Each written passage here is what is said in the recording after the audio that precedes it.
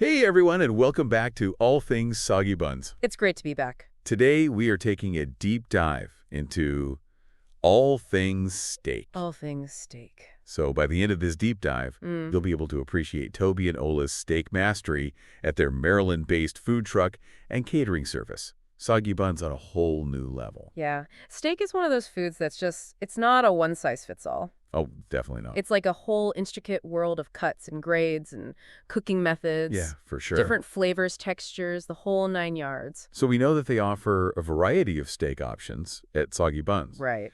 But the specifics, that's still a mystery. Ooh, a delicious mystery. Right. But I have a feeling that no matter what cut they're using, it's got to be top-notch. What do you think? Oh, absolutely. I mean, starting with the cuts themselves, you've got so many different cuts, each with its own personality, you could say. Personality. I like that. Okay, so walk me through some of these personalities. All right, well, let's start with the porterhouse. Okay, the porterhouse.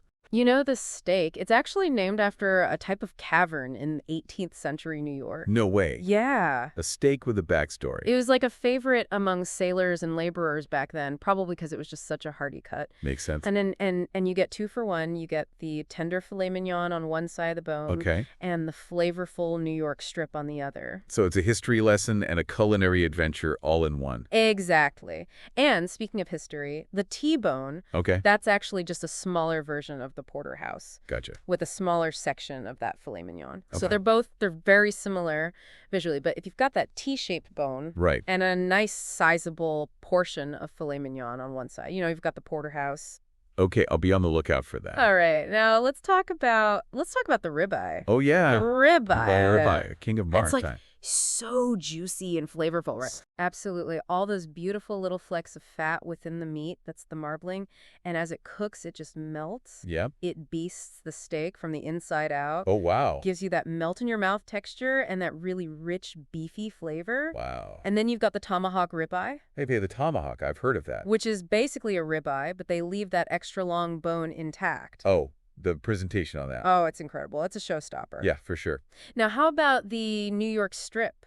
The New York strip, yeah. How is that different from the ribeye? So the New York strip, also known as a strip steak, comes from the short loin, and it's a little bit leaner than the ribeye. Okay. But you get this nice, firm texture and a classic beefy flavor Okay. that a lot of steak enthusiasts love. Yeah, for sure. You'll often find it served boneless, Okay. so it's got this beautiful shape to it. So if someone prefers a leaner cut, but they don't want to sacrifice flavor, the New York strip would be a good option. Precisely. And then we have the top sirloin. Okay. Top sirloin. Now, this cut comes from the sirloin section, and it's known for being a bit more budget-friendly. Okay. And while it might not have quite the same level of marbling as, say, a ribeye, Right. you can still get it super delicious with the right cooking method Okay. and a little TLC. So maybe like a marinade or something like that? Exactly. A marinade would work wonders. Yeah, for sure.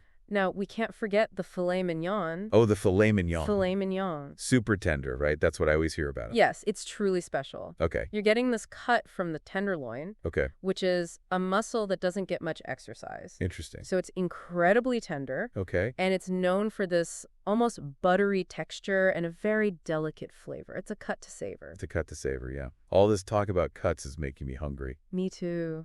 But before we get too ahead of ourselves, I know there's something else we need to consider, right? Yes. Beef grades, we've got Select, Choice, and Prime.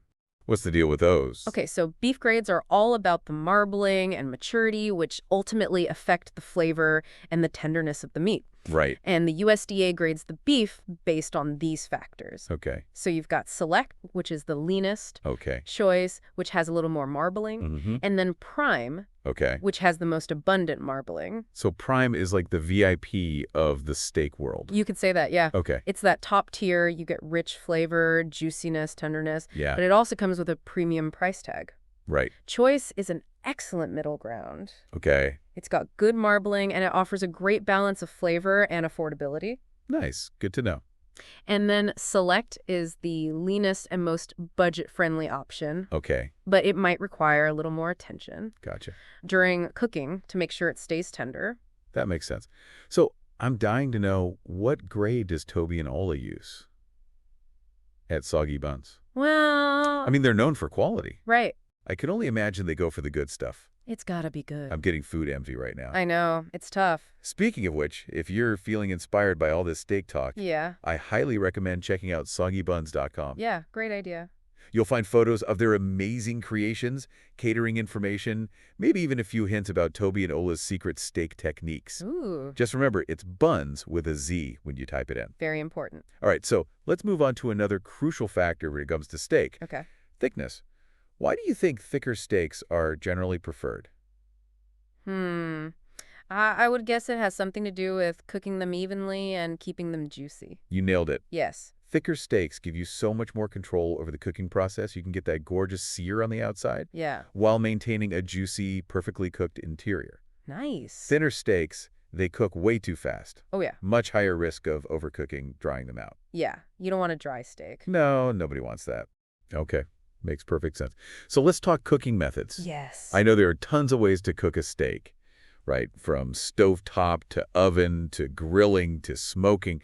Where do we even begin? Well, there are so many options, and each one will give you a slightly different flavor profile and texture. Okay, Why don't we start with a classic, okay. the stovetop to oven method. Stovetop to oven, okay. You're going to sear that steak in a hot pan on the stovetop Okay. to develop a nice crust. Yeah, Then you transfer it to a preheated oven okay. to finish cooking it to the desired doneness. So it's all about that initial sear Yes. for flavor and then the gentle cooking in the oven for like perfect doneness. Exactly. Nice. It's a really reliable method. Okay, Works well for a lot of different cuts. okay, cool. Then there's butter basting, which just sounds as delicious as it is. Butter basting, oh my goodness. Right.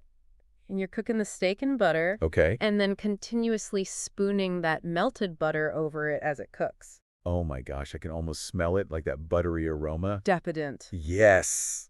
Okay, what other methods are out there? Well, there's the reverse sear, where you actually bake the steak first in a low oven, Okay, and then you finish it with a quick sear in a hot pan. so you're kind of doing it in reverse. Exactly. And this method helps to achieve a more even cook throughout the steak. Interesting. I've heard good things about the reverse sear. It's a good one. What about grilling? Oh, grilling. It's classic for a reason, right? Absolutely. Especially during those warmer months. Yeah. You've got the high heat of the grill, creates those beautiful char marks, and it just imparts this amazing smoky flavor to the meat. Yeah, you can't beat those grill marks. No, it's like a badge of honor. Right, it's like, oh yeah, this was perfectly cooked, look at that. Exactly. Okay, what about smoking? Smoking. I feel like that takes steak to a whole new level. It does. Flavor-wise, I mean. Absolutely. Smoking is definitely a more involved process. Okay. But the results are well worth it. Okay. You're cooking it low and slow in a smoker, Right. and it infuses the steak with this deep, smoky flavor. Yeah. It creates a tender, melt-in-your-mouth texture. Yeah. It's definitely an experience for true steak enthusiasts. Oh, I can only imagine. Now I'm getting hungry just thinking about all these different cooking methods. Me too. But before we dive into doneness and the all-important resting period, let's take a quick look. Great. But first, let me ask you, you've probably heard people order steak like rare, medium rare, well done. Yeah? But have you ever, wondered what those terms actually mean? To be honest, I usually just go with medium rare because it sounds safe, Right. but I'm not always sure what I'm actually getting. Yeah, So I guess it's all about the internal temperature of the steak, right? exactly. So doneness, that refers to the internal temperature of the steak, Okay. which directly correlates to its color and texture. Interesting. So rare is cooked to a very low internal temperature, so you end up with a cool red center.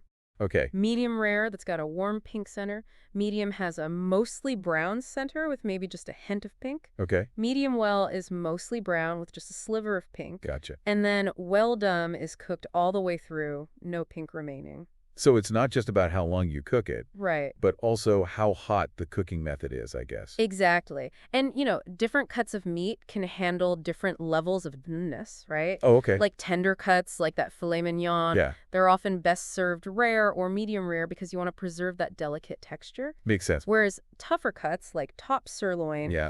they might benefit from being cooked to medium or even medium well to break down those tough fibers. Okay, so there's definitely like a science to this. There is. But how do you actually know when the steak is cooked to the right doneness without cutting into it, Right. like ruining the presentation? Well, the most accurate way is to use an instant red thermometer. Okay, a thermometer, yeah. You just insert the probe into the thinnest part of the steak. Make sure you avoid any bones. Okay. And you check the temperature against a chart. There are charts out there Okay. that list the ideal temperatures for each level of doneness. So no more guessing game. No more guessing games. I like it. But if you don't have a thermometer handy, Right. is there like a trick to gauge doneness without one? There's a fun little trick called the thumb test. The thumb test. Okay. It's not as precise as a thermometer, but it can give you a pretty good general idea. Okay. Basically, you touch your thumb to each of your fingers, and you feel the fleshy part of your hand, like at the base of your thumb. Mm-hmm. Each position represents a different level of doneness. Oh, wow. For example, if you touch your thumb to your index finger, Okay. the firmness of that area, that mimics the feel of a rare steak. Wow, that's so cool. It is cool. Okay, I'm going to try that next time.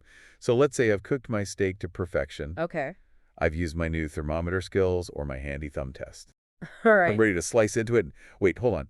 Resting. Yes. What about resting? I've heard that's like a crucial step. It is. But what's the big deal about letting a steak rest before you dig in? Okay, so resting the steak, that's just as important as the actual cooking process itself. Okay, so you're saying it's important. It is. When you cook a steak, the muscle fibers, they contract, Right. which pushes all those flavorful juices towards the center of the steak. Yeah, okay. So if you cut into it right away, what happens? All those juices, they spill out onto your cutting board. Yeah, you don't want that. No. And you're left with a dry, less flavorful steak. You want to keep all that juice in there. Exactly. But if you let it rest for a few minutes, Okay. those juices redistribute throughout the steak. Okay. You end up with a much more tender, juicy, flavorful bite. So patience is key. Patience is key. It's like giving the steak a little spa time. Right, like a little break. Okay, so how long should you actually let it rest?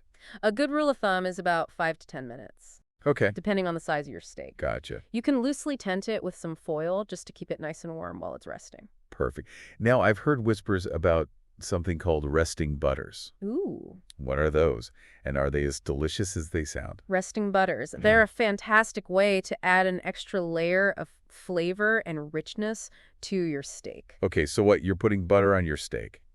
Imagine a pat of herb-infused butter Okay. melting over your perfectly rested steak, Yeah. creating this luxurious sauce. Okay. It mingles with the natural juices. It's pure decadence. Oh my gosh, I need this in my life. You do? Can you give me like an example of a resting butter? Okay. That would make my taste buds sing. Okay, so there's a classic called cowboy butter Cowboy butter, all right. that's packed with flavor. It's got smoky paprika, Okay. garlic, herbs, sometimes even a touch of honey for sweetness. Oh wow, that sounds incredible. It is. So you're basically just placing a pat of this cowboy butter on top of the rested steak, Right on top. and it just melts into this flavorful pool of goodness. Exactly. The warm steak gently melts that butter, Yeah. infuses the meat with all those delicious flavors, Okay. creates an irresistible sauce. Now, what about marinades? I know people use them like to tenderize tougher cuts of meat, Right. but do they actually like do anything else? Marinades. Okay, so marinades are a wonderful way to add flavor and moisture to your steak, Okay. especially those leaner or tougher cuts. Gotcha. So a basic marinade usually includes an acidic ingredient like vinegar or citrus juice Right. that helps to break down those tough muscle fibers. Okay.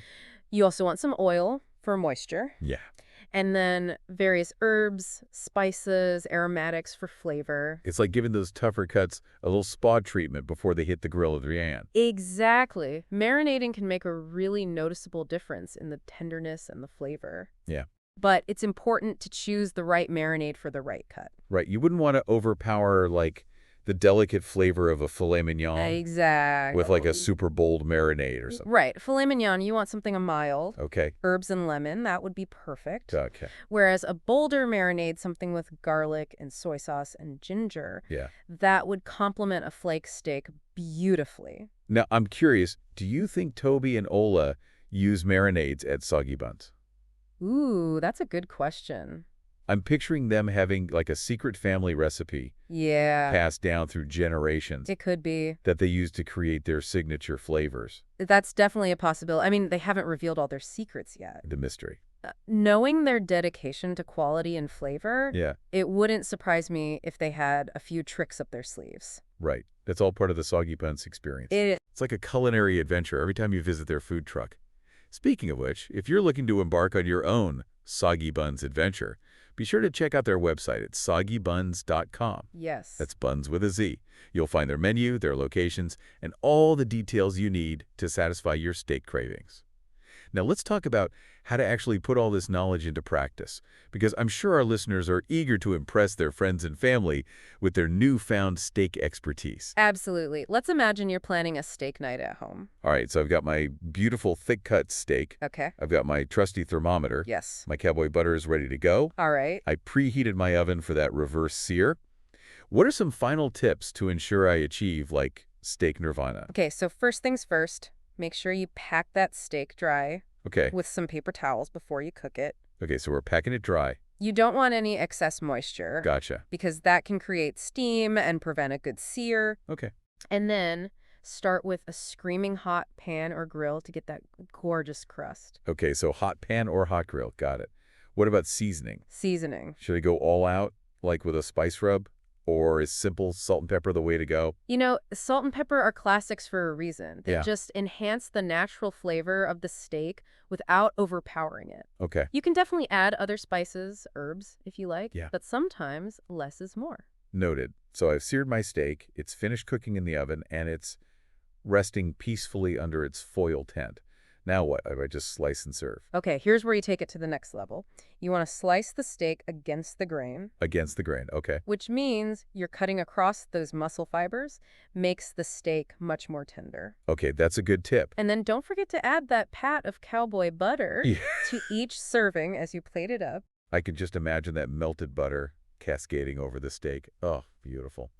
And let's not forget the sides. What are some classic pairings that would complement a perfectly cooked steak? Oh man, the sides are endless, but you can't go wrong with creamy mashed potatoes. Okay, mashed potatoes, yeah. Roasted vegetables, crisp salad, maybe even a decadent mac and cheese. Ooh, mac and cheese, I love it. I'm feeling indulgent. This whole conversation has been a feast for the senses. Me too. And speaking of feast, if you're ready to experience a steak feast crafted by the masters themselves, Toby and Ola, head over to soggybuns.com. That's buns. With a Z. With a Z. You'll find their menu, their locations, all the details you need to satisfy those steak cravings. Absolutely. And remember, every time you enjoy a steak, whether it's from Soggy Buns or your own kitchen, Yes. take a moment to appreciate the journey it took Right. from farm to plate. From farm to plate. That's a great point. It's a reminder that a delicious meal is the result of so much care and expertise. Thanks for joining us on this Steaktastic Deep Dive. My pleasure. It's been fun. And until next time, keep exploring, keep learning, and keep enjoying all the deliciousness that life has to offer. Thanks for listening to the All Things Soggy Buns podcast.